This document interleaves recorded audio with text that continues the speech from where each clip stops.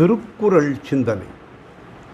அன்பர்களது நெஞ்சத்தாமரையில் அவர்கள் நினைத்த வடிவோடு இறைவன் விரைந்து வருவான் என்பது சான்றோர் முடிவு. மனிதன் மனம் கனிந்து நெகிழ்ந்து நினைத்தபோது இறைவன் அங்கே மனம் உவந்து ஒளி புரிந்து திகழ்வான். என்றும் உள்ள பரம்பொருள் ஒன்றுதான். கால தேச சமய வேறுபாடுகளின்படி மனித இனம் அப்பரம்பொருளுக்கு பல்வேறு பெயர்கள் சூட்டி வணங்கி வருகின்றது. ஒரு நாமம் ஓருருவம் ஒன்றுமில்லார்க்கு ஆயிரம் திருநாமம் பாடித் தெள்ளேனம் கொட்டாமோ என்பது மணிவாசகம்.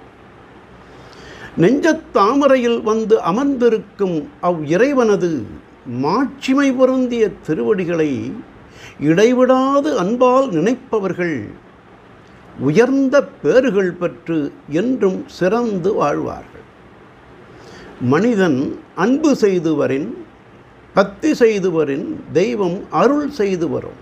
அதனால் அரிய பல இன்ப நிலைகள் பெருகி வரும் மகிழ்நிலையை மகிழ்ச்சி நிலையை அறியலாகும் என்று தெய்வப்புலவர் கடவுள் வாழ்த்து அதிகாரத்தில் மலர்மிசை ஏகினான் மானடி சேர்ந்தார் நிலமிசை நீடு வாழ்வார் என்றார். நாளையும் சிந்தி.